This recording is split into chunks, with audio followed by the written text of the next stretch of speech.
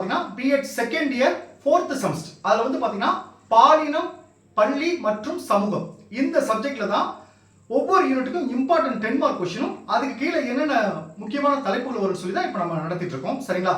Last கிளாஸ்ல first யூனிட்டுக்கும் second யூனிட்டுக்குமான important 10 mark கொஸ்டினும் அதுக்கு கீழே என்னென்ன தலைப்புகள் வரும் சொல்லி பார்த்தோம்.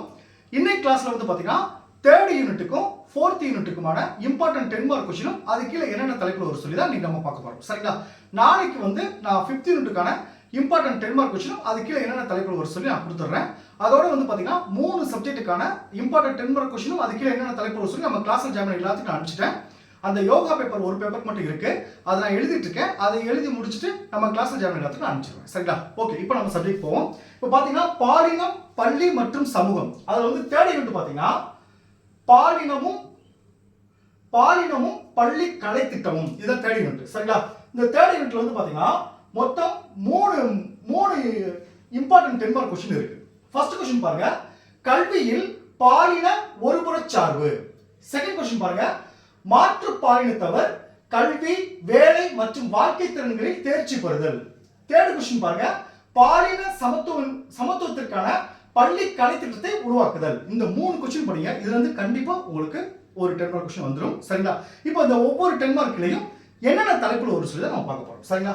ஃபர்ஸ்ட் கொஸ்டின் பாருங்க, கல்வியில் பாலின ஒருபுறச் சார்பு. இதுக்கு என்னென்ன தலைப்புல வரும் சொல்லி பார்ப்போம். ஃபர்ஸ்ட் ஒன்னு, கல்வி நிலையங்களில் மாணாக்கரை சமூக விழிப்புணர்வாக்கும் செயல்களின் பாலின ஒருபுறச் சார்பு. 2 பாருங்க, வகுப்பறை இடைவெளிகளில் பாலின ஒருபுறச் சார்பு. 3 வந்து கல்வியில் பயன்படுத்தப்படும் வளங்கள் மற்றும் சேவைகளில் பாலின ஒருபுறச் சார்பு. அதனால சார் பாலின ஒருபுறச் சார்புனா யாராவது ஒருத்தருக்கு மட்டும், ஆண்களுக்கு மட்டும் ஒருபுறச் சார்பு காட்டுது, அதாவது அதிகமான வாய்ப்புகள் கொடுக்கிறது. சரிங்களா? அதுல வந்து வகுப்பறையில எப்படி வாய்ப்பு கொடுக்குறாங்க, நம்ம கல்வியில சமூக அதாவது சமூகத்திலையும் இந்த ஆண் பெண் பேரை எப்படி பார்க்கறாங்க, அந்த மாதிரி விஷயம் தான் இதுல இருக்கும். சரிங்களா? சோ 3 பார்த்தாச்சு. அடுத்து 4வது பாயிண்ட் பாருங்க, கல்வி ஒருபுறச் சார்பை தடுத்து நிறுத்துவதில் ஆசிரியர்கள் மற்றும் பெற்றோர்களின் பங்கு. இந்த இப்படி ஒருபுறச் சார்பை காட்டுறது வந்து அதை தடுக்கிறதுக்கு ஆசிரியருக்கும் பெற்றோருக்கும் என்னென்ன பங்கு இருக்கு அப்படின்னு சொல்லி பார்ப்போம். அதுல வந்து பாத்தீங்கன்னா அதுக்கு கீழே என்னென்ன தலைப்புகள் வரும் சொல்லி பாத்தீங்கன்னா, வகுப்பறை செயல்பாடுகளில் பாலின ஒருபுறச் சார்பினை தவிர்த்தல். செகண்ட் பாருங்க, கலை திட்டம் மற்றும் கற்பித்தல் பொருட்களில் பாலின ஒருபுறச் சார்பு இல்லாத விதத்தில் உறுதி செய்தல். தேர்ட் பாருங்க, பாலின ஒருபுறச் சார்பற்ற பாட நூல்களை தேர்வு செய்தல். ஃபோர்த் பாருங்க, மரபு ரீதியில் அமைந்திராத தெரிவுகளை ஊக்குவித்தல்.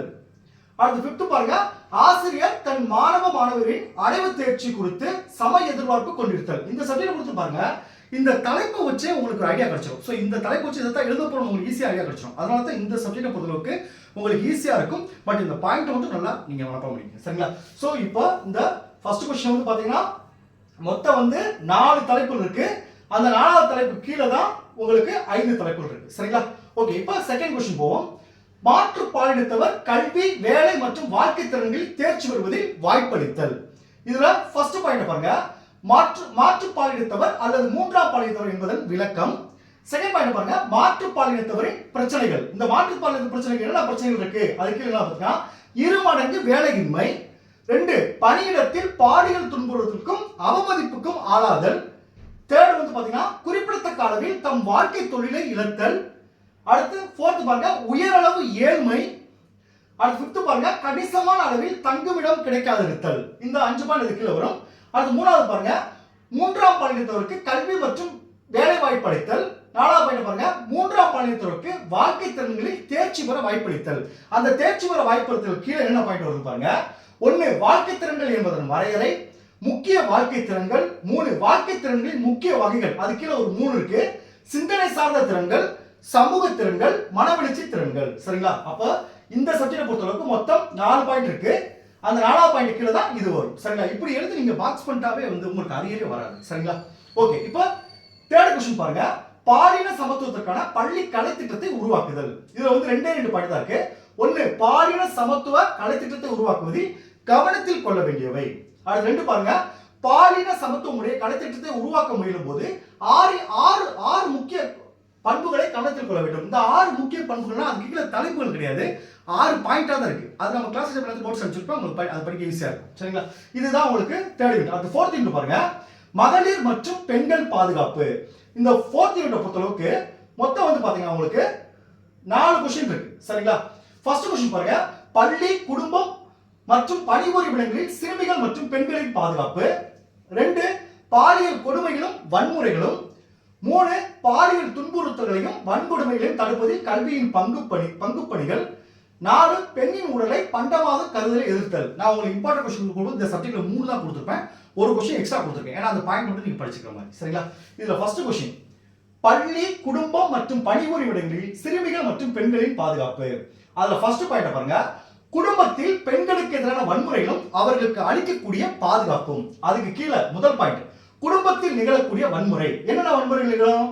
சொற்களால் சுடுதல், உடலை வருத்தும் வன்முறை. அது கீழே உழைக்கும் வர்க்கம், நடுத்தர வர்க்கம். பெண்களை வந்து வேலை பார்க்கற இருப்பாங்க, வேலைக்கு போக முடியாது, அந்த மாதிரி இருப்பாங்க. அதை பற்றி சொல்லி உழைக்கும் வர்க்கம், நடுத்தர வர்க்கம் சொல்லுவாங்க. அப்போ முதல் பாயிண்ட். ரெண்டாவது பாயிண்ட் பாருங்க, குடும்பத்தில் பெண்களுக்கு எதிரான வன்முறைக்கான காரணங்கள். 3 குடும்ப வன்முறை தடுப்பு சட்டம். 4 சமூக விரோதிகளிலிருந்து குடும்பத்தில் உள்ள பெண்களுக்கு பாதுகாப்பு. நல்லா கவனிச்சுங்க. இதுல ஃபர்ஸ்ட் பாயிண்ட்ல அதுக்கு கீழே ஒரு பாயிண்ட் வருது, அதுக்கு கீழே தான் இந்த பாயிண்ட்ல வரும். சரிங்களா? செகண்ட் பாயிண்ட் பாருங்க, பள்ளி கல்வி நிலையில் சிறுமிகள் மீதான வன்முறைகள் மற்றும் பாதுகாப்பு அளித்தல். அதுக்கு கீழே 3 தொடக்க கல்வி நிலையில எப்படி பாதுகாப்பு அளிக்கணும், உயர்நிலை பள்ளி நிலையில எப்படி பாதுகாப்பு அளிக்கணும், மேல்நிலை பள்ளி நிலையில எப்படி பாதுகாப்பு அளிக்கணும்னு சொல்லியிருக்காங்க. சரிங்களா? அடுத்து 3வது பாயிண்ட் பாருங்க, பணிபுரியும் இடத்தில் மேலதிகாரிடமிருந்து உடன் பணியோரிடமிருந்து பெண்களுக்கான பாதுகாப்பு. அடுத்து 4th பாயிண்ட் பாருங்க, சமூக விரோதிகளிடமிருந்து பள்ளி சிறுமிகள், பெண்கள் மற்றும் பணிபுரியும் மகளிரின் பாதுகாப்பு. அதுக்கு என்ன வரும்னா, விழிப்புணர்வு, 6வது உணர்வை பயன்படுத்துதல், தற்காப்பு பயிற்சி, வீட்டில் இருக்கும் போதே நிகழக்கூடிய தாக்குதல்களை தடுத்தல், இணையதளம் மூலம் பிறரோடு தொடர்புடைய கொள்ளும் பாதுகாப்பு. இதுல ஒரு 2-3 பாயிண்ட் இருக்காது, இது வரைக்கும் போதும். அதாவது இணையதளம் மூலமாக பிறரோடு தொடர்பு கொள்ளும் போது பாதுகாப்புடன் இயங்கிடல். சரிங்களா? செகண்ட் கொஸ்டின் பாருங்க, பாலியல் கொடுமைகளும் வன்முறைகளும். ரொம்ப முக்கியமான கொஸ்டின். ஃபர்ஸ்ட் தலை பாருங்க, பாலியல் கொடுமை அல்லது துன்புறுத்தல். ரெண்டாவது பாருங்க, பாலியல் ரீதியாக குழந்தைகளை கொடுமைப்படுத்தல். அதுக்கு கீழே ஒரு பாயிண்ட் இருக்கு, பாலியல் கொடுமைக்கு ஆளான குழந்தைகள் வெளிப்படுத்தும் அறிகுறிகள். அடுத்து தேர்ட் பாயிண்ட் பாருங்க, பாலியல் வன்கொடுமை. அதுக்கு கீழே 2 பாயிண்ட் இருக்கு, சில பாலியல் வன்முறைகளை தடுத்தல். அடுத்து செகண்ட் கொஸ்டின் பாருங்க, பாலியல் துன்புறுத்தல்களையும் வன்கொடுமைகளையும் தடுப்பதில் கல்வியின் பங்கு பணிகள். இப்ப சொல்ற ஃபர்ஸ்ட் கொஸ்டின் செகண்ட் கொஸ்டின் ரொம்ப ரொம்ப முக்கியமானது. சரிங்களா? இப்போ ஃபர்ஸ்ட் ஒன்னு, இதுல ஃபர்ஸ்ட் பாயிண்ட் பாருங்க, மாணவனிடம் அன்பையும் பரிவையும் வெளிப்படுத்துதல். செகண்ட் பாயிண்ட் பாருங்க, பள்ளியில் மாணவர் வழிகாட்டுதல் மையம் அமைத்தல். தேர்ட் பாருங்க, பள்ளியில் விதிமுறைகளையும் கண்டிப்புடன் செயல்படுத்துதல். 4 பாருங்க, பள்ளியில் யோகா மற்றும் தியானம் கற்பிக்க ஏற்பாடு செய்தல். 5 பாருங்க, ஆசிரியர்களுக்கு அடிப்படை உளவியல் பயிற்சியும் யோகா பயிற்சியும் அளித்தல். 6 பாருங்க, ஆசிரியர் மாணவர்களோடு நெருக்கம் கொண்டிருத்தல். 7 மாணவர்களை கூட்டுறவு கற்றலிலும் ஊக்குவித்தல். 8 பாருங்க, மாணவர்களிடம் உள்ள பாலின தப்பெண்ணங்களை களைதல். 9வது பாருங்க, பள்ளிகளில் வன்முறைகளை தடுக்கும் சிறப்பு திட்டங்களை செயல்படுத்தல். அந்த சிறப்பு திட்டங்கள் என்ன செயல்படுத்தணும் பாத்தீங்கன்னா, வாழ்க்கை திறன்களை பயிற்சிவித்தல். அதுக்கு 2 இருக்கு, நேரடியாக உணர்த்தக்கூடிய வாழ்க்கை திறன்கள், நேரடியாக உணர்ந்தறியாத வாழ்க்கை திறன்கள். சரிங்களா? அடுத்து செகண்ட் பாயிண்ட் பாருங்க, சமூகவியல்பராக்கும் திறன்களை பயிற்சிவித்தல். அதுக்கு கீழே ஒரு 3 பாயிண்ட் இருக்கு, 4 பாயிண்ட் இருக்கு. 1 தனது தேவைகளை முறையாக நிறைவேற்றிக் கொள்ளல். 2 தனது உணர்வுகளை பிறருக்கு தெரிவிக்க கற்றுக்கொள்ளல். 3 தனது செயல்களுக்கு பொறுப்பேற்று கற்றல். 4 முடிவுகளை எடுக்கவும் பிரச்சனைகளுக்கும் தீர்வு காணவும் கற்றல். சரிங்களா? அடுத்து தேர்ட் பாயிண்ட் பாருங்க, மாணவருக்கு தற்காப்பு திறன்களை பயிற்சி அளித்தல். அதுக்கு 2 இருக்கு, பாலியல் துன்புறுத்தல் பற்றி விழிப்புணர்வை ஏற்படுத்துதல். சரிங்களா?